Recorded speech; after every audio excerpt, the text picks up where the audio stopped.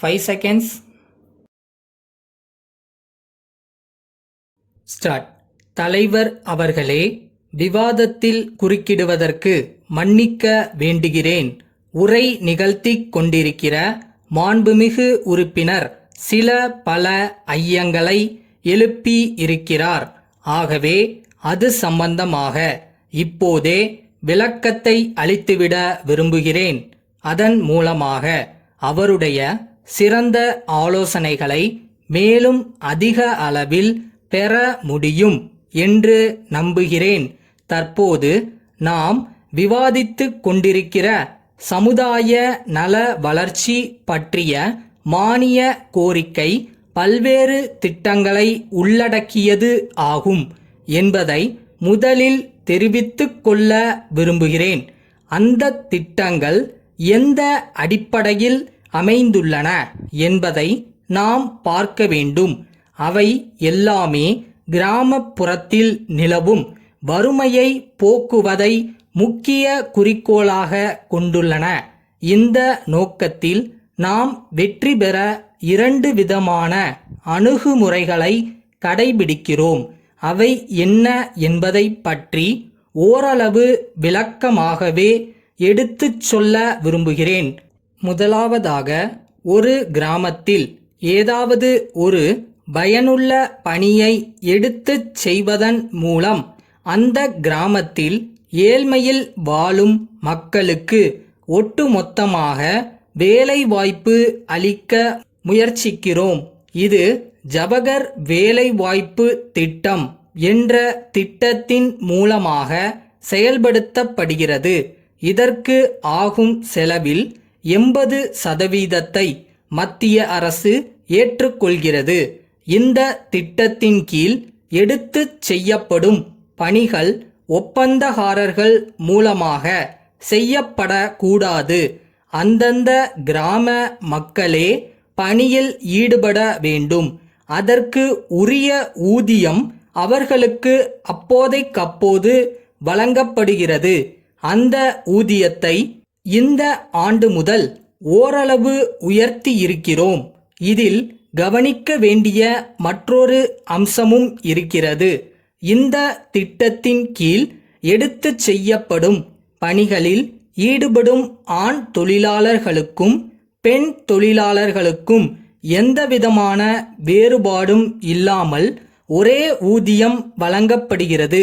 இந்த ஆண்டிலிருந்து குடிமராமத்து வேலைகளையும் இந்த திட்டத்தின் கீழ் எடுத்துச் செய்யலாம் என்று சொல்லி இருக்கிறோம்.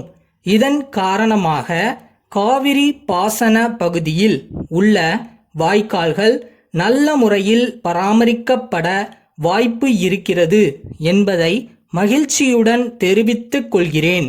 அடுத்தபடியாக, கிராமப்புறங்களில் வாழும் குடும்பங்கள் ஒவ்வொன்றிலும் குறைந்தபட்சம் ஒருவருக்காவது வேலைவாய்ப்பு கிடைக்க வேண்டும் என்ற அடிப்படையில் சில திட்டங்கள் செயல்படுத்தப்படுகின்றன. அவற்றில் ஒன்றுதான் மாண்புமிகு உறுப்பினர் குறிப்பிட்ட கிராமப்புற இளைஞர்களுக்கு சுய வேலை வாய்ப்பிற்கான பயிற்சி அளிக்கும் திட்டம் ஆகும். தற்கால தேவைகளுக்கு ஏற்றவாறு புதிய தொழில்களில் இந்த பயிற்சி அளிக்கப்படுவதில்லை என்று உறுப்பினர் குறைபட்டு கொண்டார். அந்த குறையை ஏற்கனவே உணர்ந்த அரசு புதிதாக 4 தொழில்களில் பயிற்சி அளிக்கப்பட வேண்டும் என்று முடிவெடுத்துள்ளது.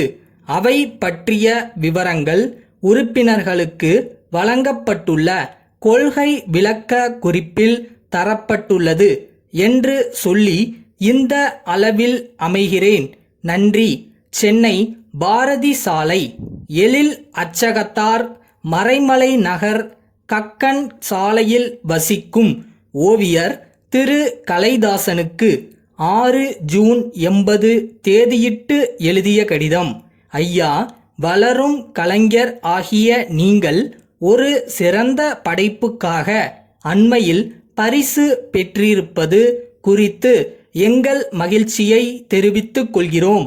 நீங்கள் நாட்டம் கொண்டுள்ள இத்துறையில் தொடர்ந்து பல பரிசுகளை பெற வேண்டும் என்று வாழ்த்துகிறோம்.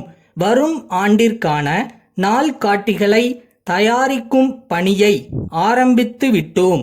தொழில் துறையில் புகழ்பெற்ற பல நிறுவனங்கள் தங்களுடைய வாடிக்கையாளர்களுக்கு அன்பளிப்பாக தருவதற்கான நாள்காட்டிகளை தயாரிக்கும் பணியை எங்களிடம் ஒப்படைத்துள்ளனர். அத்தகைய நாள்காட்டிகள் ஒவ்வொன்றும் 6 தாள்களை கொண்டதாக தயாரிக்கப்படும்.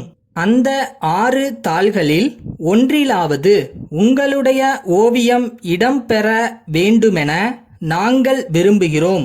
அதையே எங்களிடம் பணியை ஒப்படைத்துள்ள நிறுவனத்தினர் பலரும் விரும்புகிறார்கள் என்பதை மகிழ்ச்சியுடன் தெரிவித்துக் கொள்கிறோம். இது சம்பந்தமாக உங்களோடு தொடர்பு கொள்ள விளைகிறோம். உங்களை எப்போது சந்திக்க இயலும் என்பதை தெரிவிக்குமாறு கேட்டுக்கொள்கிறோம். தங்கள் நம்பிக்கையுள்ள